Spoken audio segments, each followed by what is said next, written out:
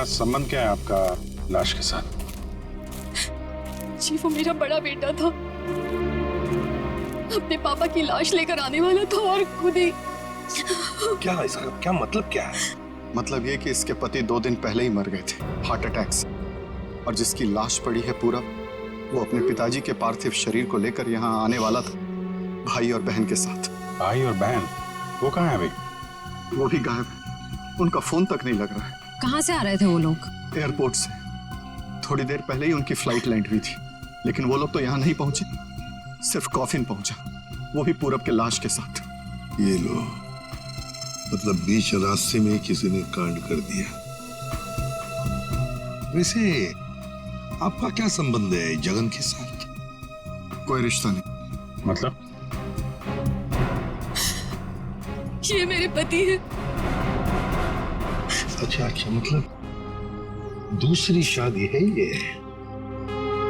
एक बात बताइए, ये पूरब इनकी एक्स हस्बैंड की लाश को लेकर इनके करंट हस्बैंड के घर क्यों आ रहा था? है? ये मेरा घर नहीं है, ये किलोरी का घर है। मतलब आप घर जमाई हैं? जी। खैर ये तो आपका निजी मामला है। आप ये बताइए कि ये लोग कहाँ से आ रहे थे और एयरपोर्ट पे इन्हें कौन रिसीव करने वाला था? जगन हमारे 3 बच्चों के साथ मनाली में रहते थे। 2 दिन पहले पूरब का फोन आया कि हार्ट अटैक से उनकी मृत्यु हो गई है। मैंने पूरब को बोला कि उनके अंतिम संस्कार के लिए वो उन्हें यहाँ ले आए। एयरपोर्ट पे वो जैसे ही उतरे, वहां से उन्होंने एक प्राइवेट टैक्सी ली यहाँ आने के लिए, और उसके बाद प्लीज आप मेरे दोनों बच्चों को ढूंढ निकालिए। माया और गौतम कहाँ है, कुछ पता नहीं चल रहा। ठीक है, आप चिंता मत करिए, हम उन्हें जल्दी ढूंढ निकालेंगे।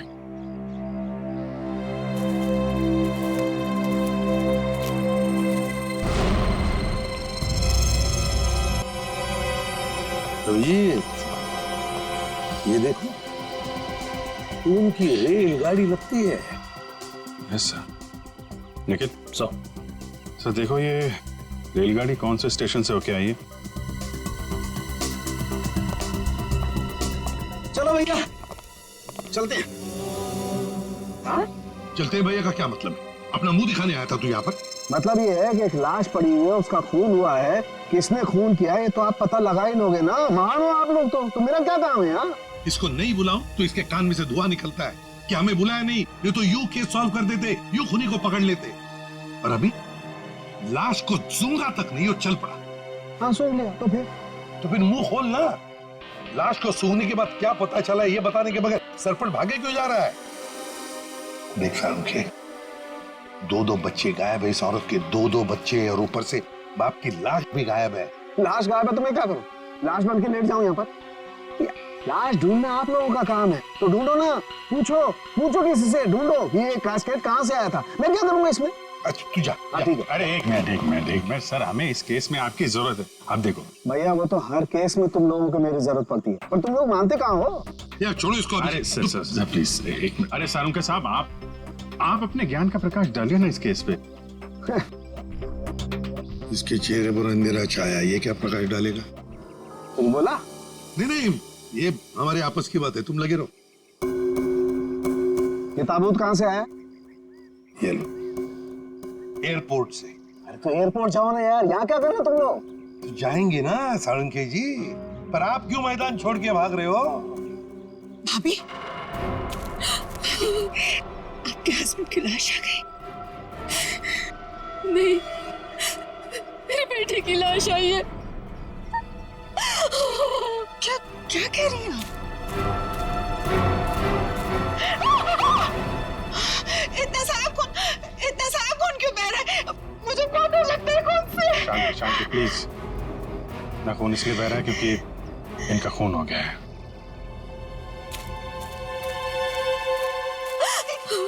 क्या कह रहे? पूरब का खून हो गया भाभी। वैसे आप, ये मेरी बहन है और किलोरी की ननद। लेकिन भाभी, इसमें पूरब की लाश है तो आपके हस्बैंड की लाश कहाँ है? साळुंखे, अगर 5 साल के बच्चे की तरह मुंह बना के नखरे नहीं करता ना तो अब तो कोई सुराग मिल जाता तुझे। भैया ये नाक के अंदर छोटे छोटे दाने दिखाई दे रहे हैं ना, शायद यही एड्रेस है किसका? उनके हस्बैंड की लाश का। अरे तुम लोग कर क्या रहे हो? आज फिर किसी पैसेंजर का लगेज मिसिंग हो गया। तुम लोगों की वजह से किसी दिन गवर्नमेंट मुझे इस ऑफिस से मिसिंग कर देगी। ठीक से काम करो। Yes sir.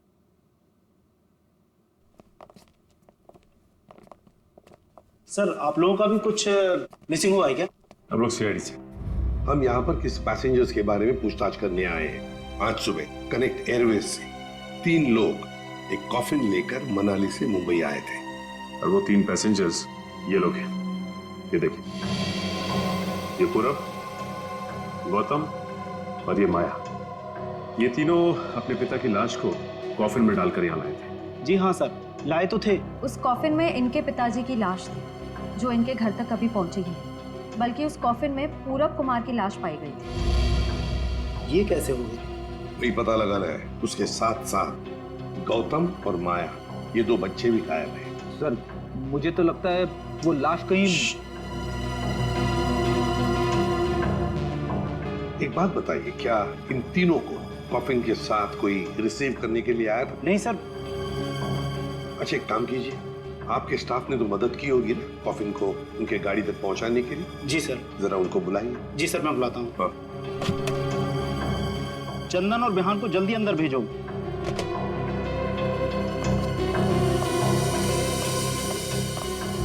क्या हुआ सर? आज सुबह कनेक्ट एयरवेज से कॉफिन आया था। हाँ साहब। उसके बारे में सीआईडी वाले आपसे कुछ पूछना चाहते हैं। सीआईडी साहब, हमने कोई गड़बड़ नहीं किया साहब। हम तो अपना बस काम कर रहे थे साहब। हमने तो बस उस कॉफिन को उस गाड़ी में चढ़ाया था साहब। एक मिनट, तुमने कोई गड़बड़ नहीं की है। सिर्फ इतना बताओ कि जब तुम ये कॉफिन यहाँ से उनके गाड़ी तक ले जा रहे थे तो उस दौरान उसके बीच में कभी कोई मिलने आया था या कोई ऐसे कुछ भी हुआ था क्या? हाँ साहब, हम उन तीनों को लेकर जब यहाँ से बाहर निकले, उनके साथ जो लड़की थी ना, उसको एक फोन आया सर।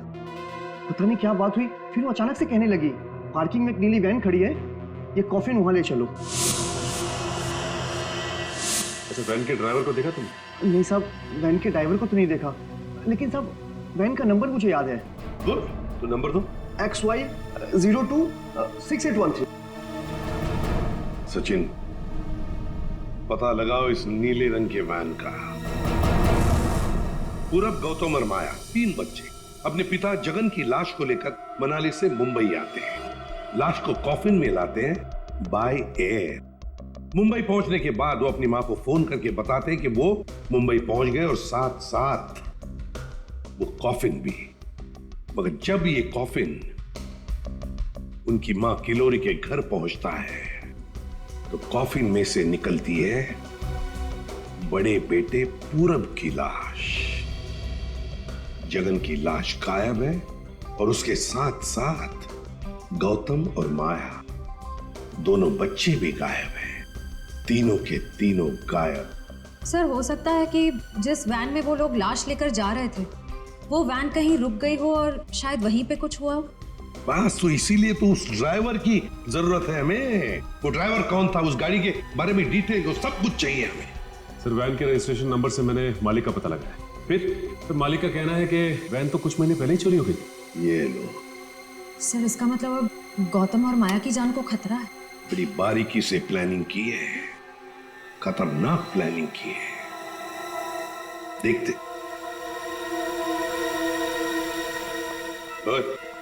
अंकित, कुछ मिला? हाँ बस ये देखो, ये मिट्टी कॉफिन के नीचे लगी है। इस मिट्टी में इस कॉफिन का पता। मिट्टी में पता? हमें तो नहीं दिखा। उसके लिए सालूखे की नजर चाहिए।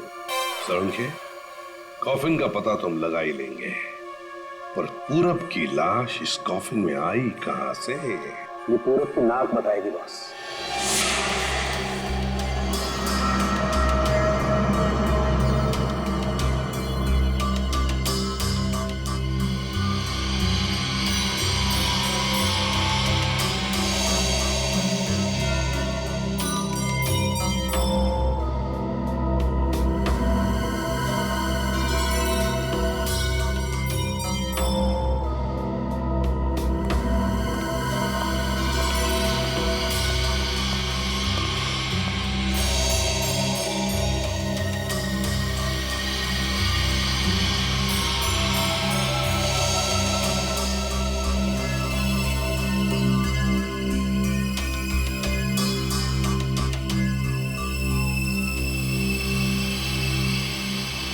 हाँ सर, कुछ पता चला? भाई अभी तक तो शक पर ही काम कर रहा है शक दूर नहीं हुआ? हो गया, शक दूर हो गया। मुझे इसकी नाक में से पोलन्स मिले, पराग कण। सालुंके साहब, वो कैसे पता चला? फॉरेंसिक पोलिनोलॉजी से। सालुंके साहब, ये क्या है? रेडी, ये फॉरेंसिक साइंस की एक अलग टेक्निक है। सर इसमें क्या होता है? निखिल, इस टेक्नोलॉजी से हम बहुत छोटे पार्टिकल्स लाइक माइक्रो पार्टिकल्स को स्टडी करते हैं, जो कि फूल, पौधे, कपड़े, मिट्टी, ऐसे कई सारी चीजों में पाए जाते हैं। वाह, क्या बात है तारिका जी, क्या नाम? लेकिन इसे बड़े ध्यान से देखना पड़ता है, क्योंकि कई बार क्या होता है कि आवारा भंवरे एक फूल पर बैठ करके उसके सारे पोलन्स, उसके सारे पराग कण चुरा करके भाग जाता है और पूरे के पूरे माहौल को गंदा कर देता है। सर, पॉलिन जो है हवा और पानी से भी फैलते हैं, इसमें बेचारे खाली भंवरे को ही क्यों दोष दे रहे हैं आप? सही कह रहे हो, बेकार में खाली भंवरे को दोष क्यों दें? तो होता यह है कि जब हम बाहर से आते हैं तो हमारे पूरे शरीर पर, आंख, नाक, कान, गले, सब पर पोलन्स लगे होते हैं, और इन पोलन्स की जांच करके हम ये पता लगा सकते हैं कि ये खास व्यक्ति किस जगह से आया है। ये तो है। मैं बताता हूं, ये देखो, यहां पर मैंने इससे पोलन्स ले लिए जो उसकी नाक में थे, और इन पोलन्स पे 2 ड्रॉप मिथाइलमाइन की डालते हैं और इसे हम कर देते हैं सिक्योर।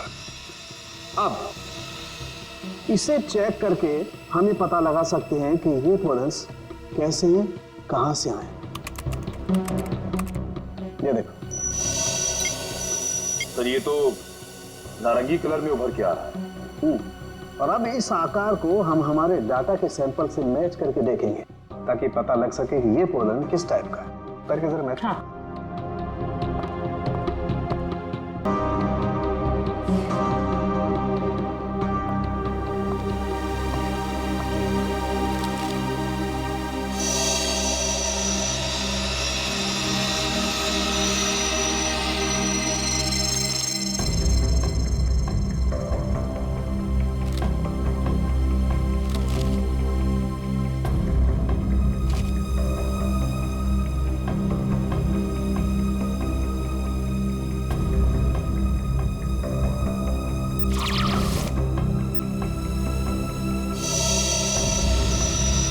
वाओ सर, ये तो पॉलेंस की पूरी लाइब्रेरी है।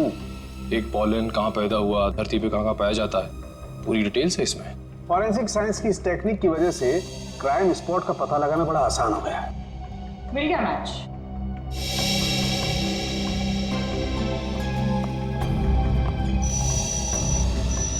ये मैरीगोल्ड है, जिसका हाइब्रिड नाम मरियासा गोल्ड 63 है। ये वैरायटी पूरे साल पैदा होती है और धानीखेत में पाई जाती है। धानीखेत? चलो, कम से कम ये तो पता चल गया कि खून कहाँ हुआ है। सर, यही है धानीखेत सर। विरवान यहीं पर लाया गया था। ये टायर मार्क्स तो हैं सर यहाँ पे।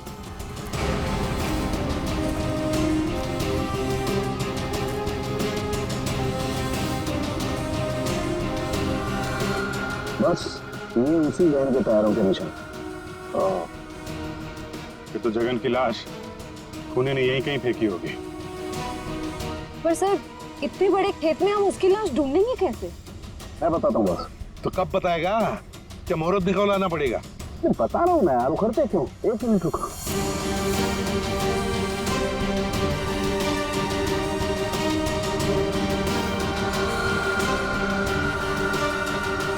ये देखो, ये मैंने फूल के पोले निकाले। अभी मैं जिस दिशा में उड़ाऊंगा और उड़ करके जहां जाएंगे, समझ लो फूल भी उसी दिशा में उड़ा है। लेकिन सर, यहाँ तो हवा ना के बराबर है। ये कैसे पता चलेगा कि हवा किस डायरेक्शन में है? ये मुर्गा बताएगा। मुर्गा? हाँ निखिल, मुर्गा। ये मुर्गा है ना, किसान लोग अपने खेत में अक्सर लगाते हैं। इस मुर्गे से पता चलता है हवा का रुख कहाँ पर है। जिस तरफ हवा चलती है ना, उस तरफ ये मुर्गा मुड़ता है, और इसका फायदा होता है पेस्टिसाइड डालने में, हवा के हिसाब से। सर उस तरफ देखते हैं सर। हाँ चलो, देखो जरा आसपास कुछ दिखता है क्या? सर हाँ सर वहां पे कोई लेटा है। चलो देखते हैं।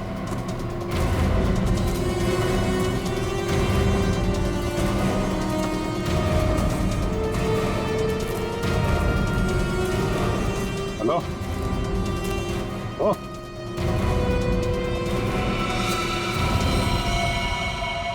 ये तो जगह नहीं सर।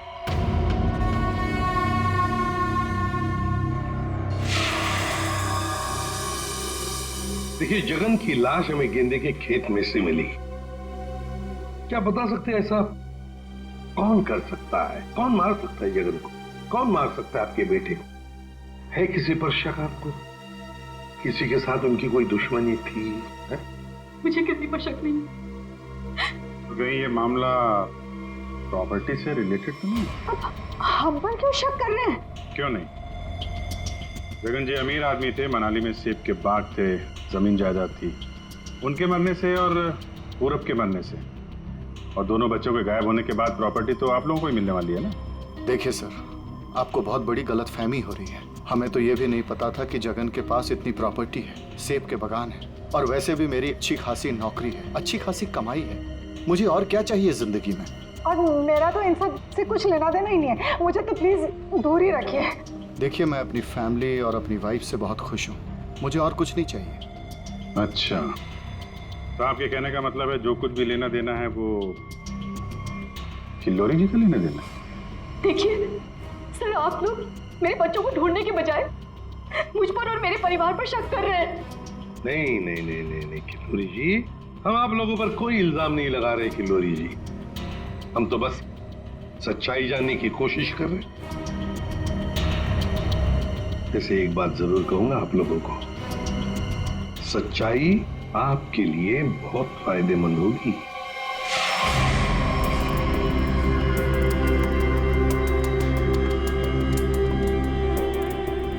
सारिका, इस ताबूत के ये निचले हिस्से में जिस तरीके के निशान लगे हुए हैं ना, उससे तो लगता है इस ताबूत को काफी दूर तक घसीटा गया है।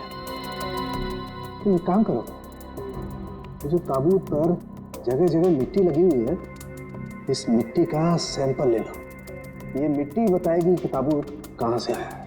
मगर सर, खून कहाँ हुआ है वो तो हमें पता चल गया है ना। हाँ तारिका, ये पता लग गया है, लेकिन वो वैन, उस वैन के बारे में कुछ पता नहीं लगा है। जिस वैन में खून हुआ है, जिस वैन में से एक लाश गायब हो गई, उसके बारे में कुछ नहीं पता है। एक काम करो, इस मिट्टी का सैंपल ले लो, फिर इस मिट्टी को हम बॉम्बे के सॉइल मैप से मैच करके देखेंगे। लेकिन सर, मुंबई के सॉइल मैप की कौन सी मिट्टी का फैलाव कहाँ तक है, ये हमें कैसे पता चलेगा? ट्रस्ट नहीं है कॉज तो फिर सैंपल ले लो, पता लगेगा। Believe me.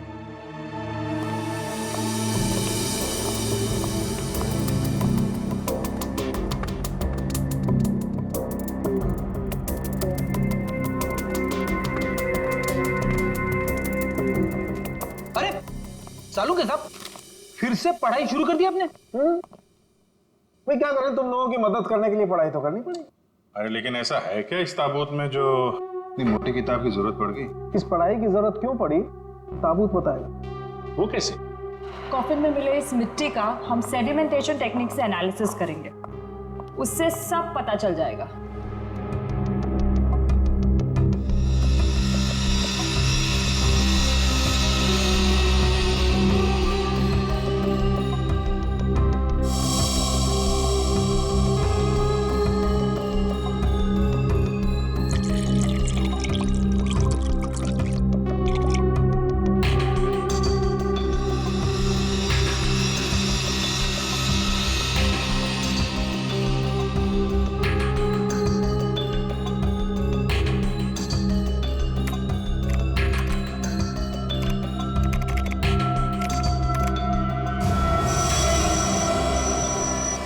ये देखिए,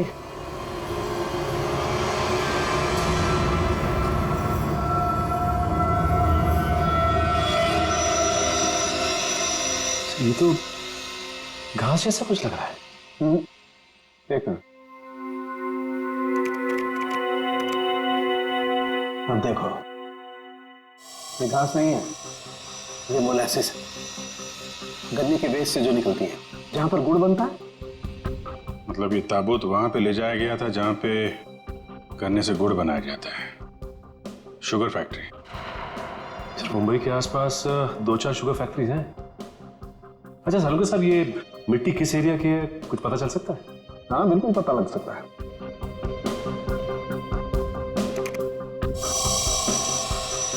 इस मिट्टी में 40% सैंड है। और इतनी सैंड परसेंटेज वाली मिट्टी मुंबई के बाहर कन्ना कावड़ी वाले इलाके में लगभग 30 किलोमीटर के एरिया में पाई जाती है।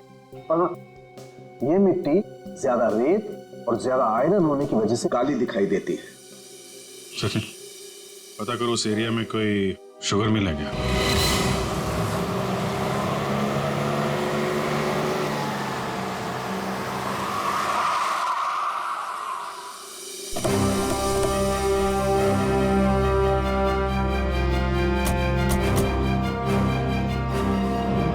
चंगनलाल शुगर मिल। यहाँ तो लोग आ जा रहे हैं, चहल पहल है।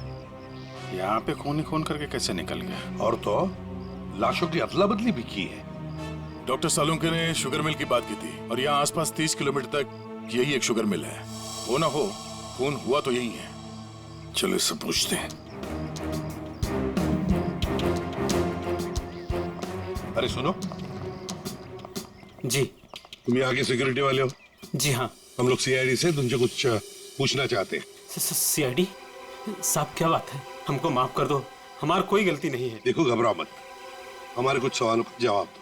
हाँ हाँ। क्या तुम यहाँ पर अकेले ड्यूटी पर होते हो या और भी कोई है जो शिफ्ट में आते जाते हैं? हम पूरे टाइम अकेले काम करते हैं। तुम ये बताओ और अपने दिमाग पे जोर डाल के बताओ कि तुमने कोई ताबूत देखा है? काहे डरा रहे हैं? यहाँ ताबूत कैसे देखेंगे? ठीक है, ताबूत नहीं देखा। किसी नीले रंग के वैन को देखा जिसपे शक हुआ हो तुम्हें? साहब, वैसे तो हम सब पे शक करते हैं, लेकिन नीले कलर की गाड़ी क्यों नहीं देखे हैं साहब? आप समझ रहे हैं ना?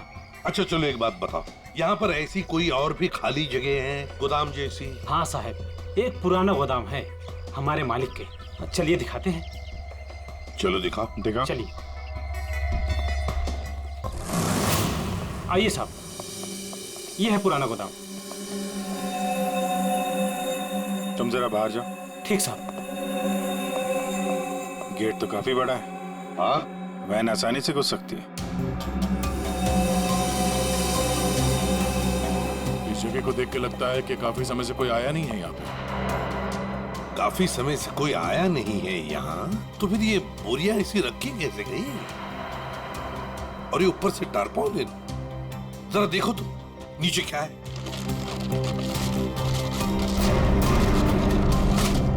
ये देखा?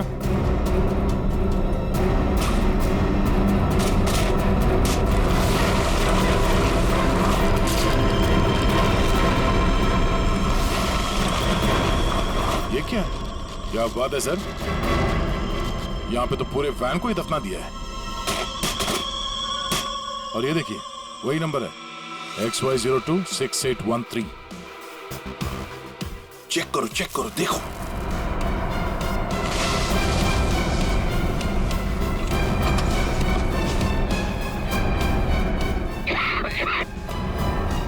माय गॉड, इतना सारा खून। लगता है 24 घंटे से ज्यादा पुराना है। अभिजीत, लाश इसी वैन में से ले जाई गई है। काम करते हैं, पूरी की पूरी वैन को फॉरेंसिक लैब भेजते हैं।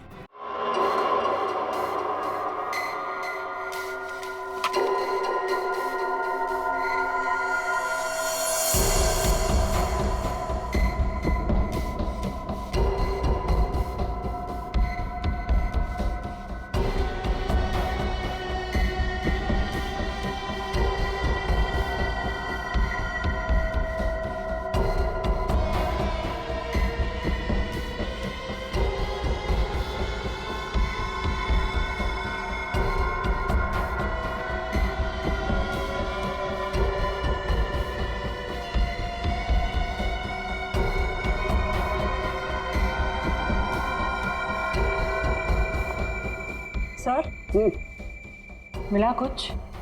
हाँ तारिका, मिला तो है बहुत कुछ, लेकिन जो कुछ मिला है उससे हम खूनी को सजा तो दिलवा सकते हैं, लेकिन बच्चों तक नहीं पहुंच सकते। सर टाइम बहुत कम है हमारे पास, कहीं बच्चों को नहीं तारिका, बच्चों को कुछ नहीं होने दूंगा, लेकिन सबसे पहले हमें ये पता लगाना पड़ेगा कि गैराज में डंप होने से पहले ये वैन आखिरी बार कहाँ होकर के आई। तो ये कैसे पता लगाएंगे हम? हमने पूरी वैन छान मारी है। तुमने वो कहावत सुनी है, किसी जेंटलमैन को देखना हो तो सबसे पहले उसके जूतों की तरफ देखो। हम भी इस गाड़ी के जूतों की तरफ देखें। मतलब साफ है तारिका, सिंपल। हम इस वैन के टायरों को चेक करेंगे। तारिका, ये वैन जहां से भी होकर आई है उस जगह की मिट्टी के कण इसके टायरों पर चिपके होंगे और वो बताएंगे कि वैन कहां से होकर के आई। करेक्ट। हाँ।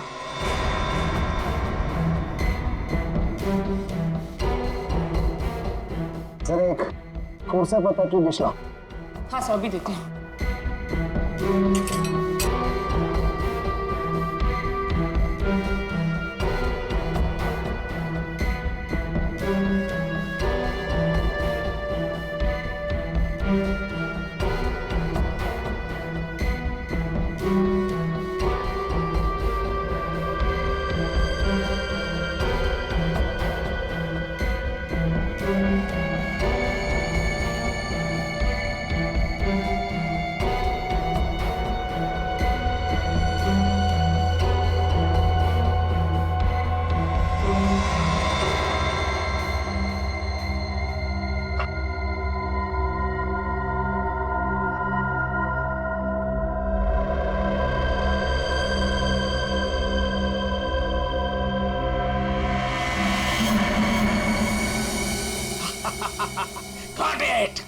सर क्या है, क्या मिला है? सर बताओ ना क्या मिला है।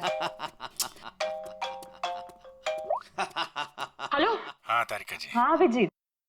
उस वैन में से कुछ एविडेंस मिला? हाँ मिला तो है, लेकिन मुझे नहीं पता क्या मिला है, सर बता ही नहीं रहे। अरे क्यों?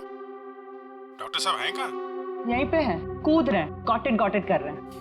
अरे उन्हें ऐसा क्या मिल गया कि जो बरसात के मेढक की तरह कूद रहे हैं? पता नहीं, मुझे कुछ नहीं बता रहे, तुम ही बात कर दो। सर। हाँ अभिजीत। ओ अभिजीत, आज भाई साहब। भैया वो मैसेंजर हमें मिल गया है जो हमें गौतम और माया का पता बताएगा। क्या सफेद रंग का एरो बनाया है पेड़ पे? अच्छा ठीक है, ढूंढेंगे। और वैसे वहां पोजीशन क्या है? यहाँ की सिचुएशन तो कंट्रोल में है, लेकिन हमारे सामने जो नजारा है उसे देखकर तो हमारे होश ही उड़ गए हैं सर। कोई बात नहीं, हम लोग पहुंच जाएंगे जल्दी। क्या कह रही है श्रेया? सब ठीक है सर? कह रही है कि वहां पे नजारा ऐसा है कि जमीन खिसक जाएगी पैरों के नीचे से। सर हमें जल्द से जल्द वहाँ पहुँचना होगा, पर लोग बहुत कम है, कहीं हाथ से निकल ना जाए। आप लोग कोई बताएंगे क्या हो रहा है? कैसे है मेरे बच्चे? ठीक तो है? प्लीज कुछ बताइए। मैम जरा धीरज रखिए, सब कुछ पता चल जाएगा। कुछ बताया होगा ना फोन पे उसने। आखिर हमारे बच्चे मिले कि नहीं मिले कुछ तो मालूम होगा ना। देखिए अभी कहने सुनने से कुछ नहीं होगा, जो भी है वहाँ पे चलने के बाद ही पता चलेगा। अरे पता तो तब चलेगा जब वहाँ पहुँचेंगे। अगर भालू शेर चीतों को पता चल गया ना कि हम लोग यहाँ हैं, तो दुनिया में किसी को हमारा पता नहीं चलेगा। आप फिक्र मत कीजिए प्रीति जी, आजकल इंसान जानवरों से ज्यादा खतरनाक हो गया। हो सकता है वो आपको देख के भाग जाए। अरे उन्हें चिल्लम चिल्ली की आदत नहीं है, जरा शांत रहिए आप। क्या? देखिए एक मिनट। पूरे श्रेया, वो सफेद निशान वाला पेड़ मिल गया। सर उस पेड़ से राइट लेकर 200 मीटर स्ट्रेट आ जाइए। 200 मीटर राइट में। चलिए जल्दी चलिए।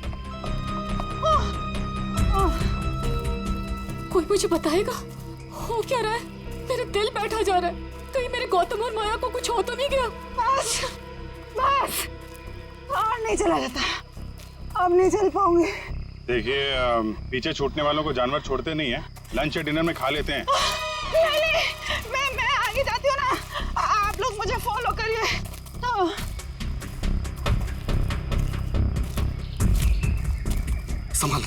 संभाल के। आश्रया। सर वो देखिए सर।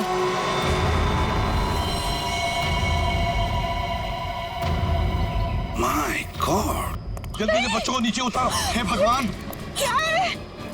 चल गए। ये क्या मजाक है सर? जब आप लोगों ने देखा कि ये लोग यहाँ आए थे, इन्हें छुड़वाया क्यों नहीं, नीचे क्यों नहीं उतारा सर? बचा लो मेरे बच्चों को। श्रेया, समझ। आया, घबराओ मत।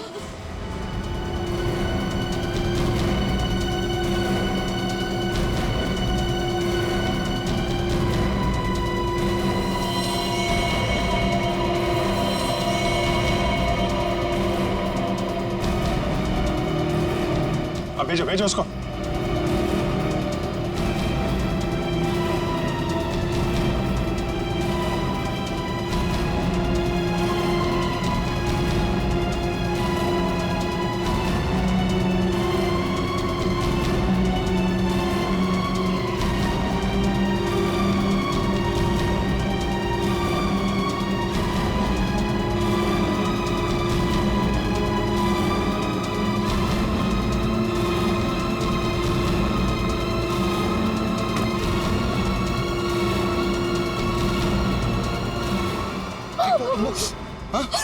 तुम लोग ठीक हो ना?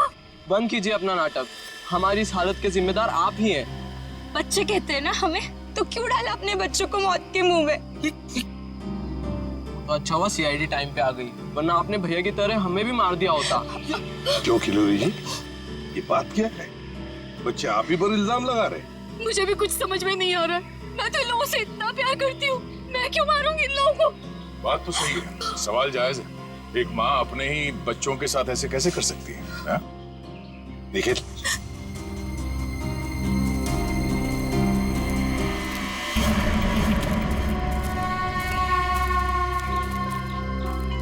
तुमने तो छुपने की बहुत कोशिश की और उस कीड़े ने हमें यहाँ का पता बता दिया। ये लोग कौन है सर? भाई मैडम कुछ पूछ रही, बताओ या और खातिरदारी करें? हमने और खातिरदारी की जरूरत नहीं है, लेकिन साहब पहले मुझे इमरजेंसी वार्ड में भर्ती करा दीजिए। हड्डियों से बड़ी अजीब अजीब आवाजें आ रही है साहब। तो मुझे दिन में ही चांद तारे नजर आ रहे हैं सर। ऐसा लगता है जैसे मैं अंतरिक्ष में। मुंह खोलो अपना जल्दी। कहाँ फंसा दिया तुमने हमें? मैंने फंसाया? मैं तो इन लोगों को जानती तक नहीं हूँ। आप नहीं, वो भाई साहब। दिमाग तो नहीं खराब हो गया तुम लोगों का? क्या बोल रहे हो तुम? हाँ,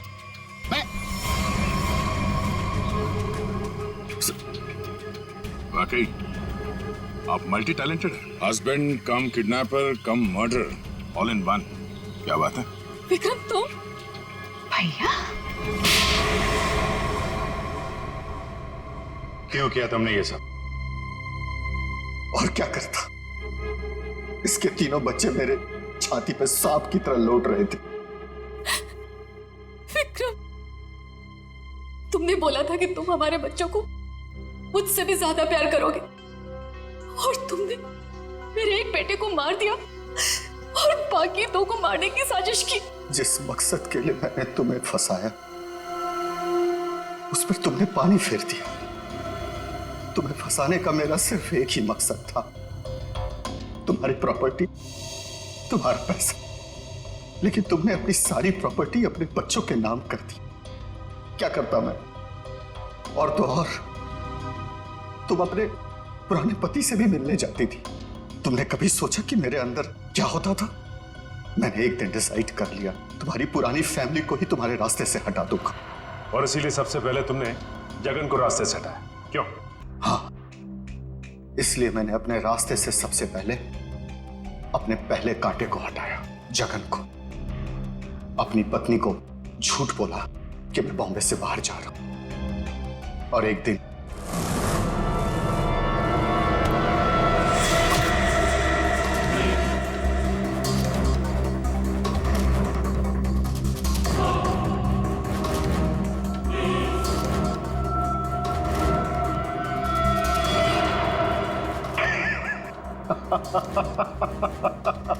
सोचा था जगन के मौत के बाद तुम्हारा झुकाव तुम्हारे बच्चों के लिए कम होगा, लेकिन मैं गलत था। तुम्हारा तो और बढ़ गया, और तो और तुमने उन्हें साथ रखने का फैसला कर लिया। पर यह बात तुम्हें बर्दाश्त नहीं हुई, इसलिए तुमने इन दोनों को भी रास्ते से हटाने का फैसला किया, क्यों? विक्रम, मैंने तुम पर इतना भरोसा किया तुमने सब बर्बाद कर दिया। मैं तुमसे नफरत करती हूँ, नफरत। जायदाद की लालच में आके तुमने जो मौत का खेल खेला है उसका अंजाम भी मौत है। फांसी होगी तुम्हें, फांसी।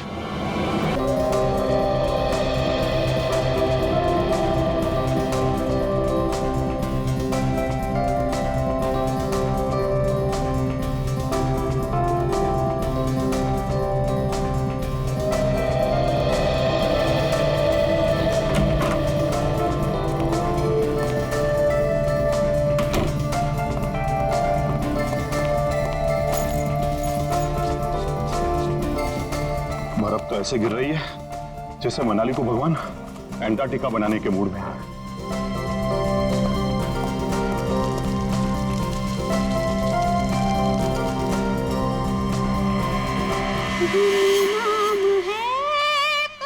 घर में तो कोई नहीं है, फिर ये म्यूजिक किसने चलाया?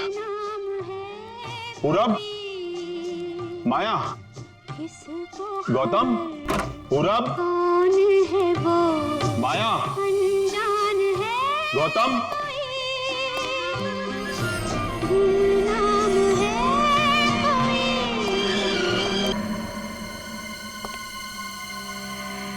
कौन है?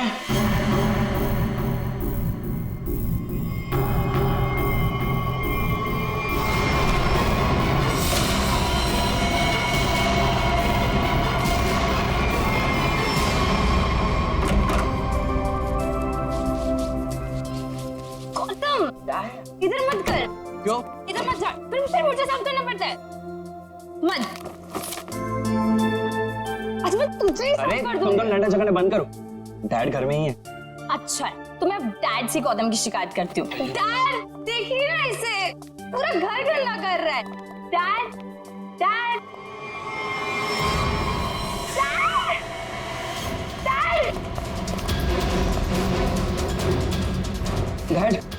Dad, dad, dad.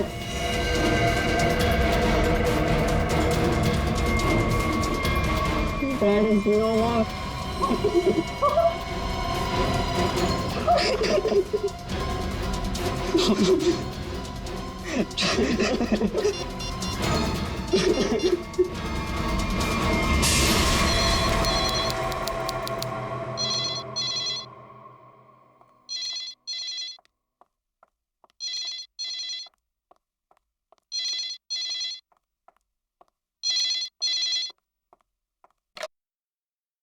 हेलो, हाँ, वो लोग आ गए हैं और किसी भी वक्त घर पर पहुंचने वाले हैं। ठीक है।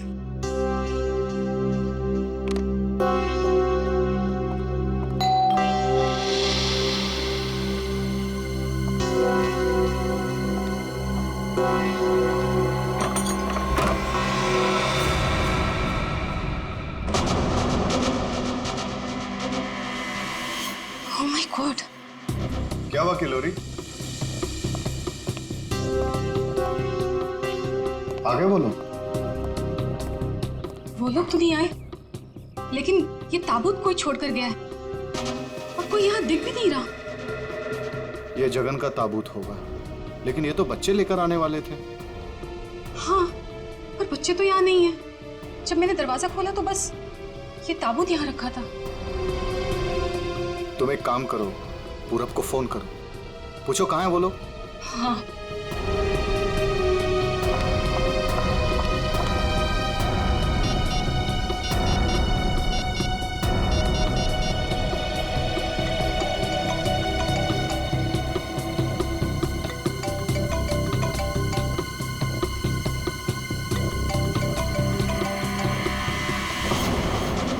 ये आवाज तो यहाँ से आ रही है। कॉफिन के अंदर से आवाज आ रही है।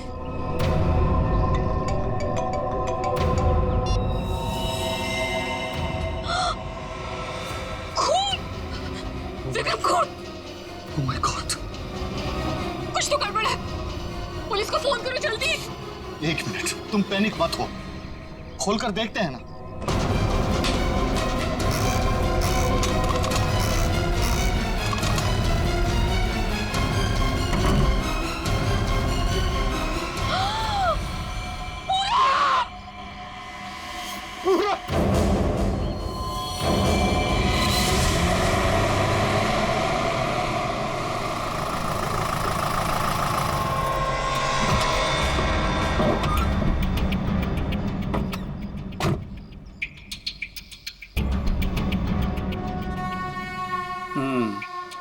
काम हो गया। यस बॉस, आज तो आप हमें शाबाशी दोगे बॉस। किसी को कोई शक तो नहीं हुआ? कोई शक नहीं बॉस, इतनी सफाई से लाश को ठिकाने लगाया है कि उनकी रूहें कांप जाएंगी, रूहें। ए बस बस बस, आज तक तूने कोई काम ढंग से किया है? बात करता है, मैं खुद चेक करूंगा।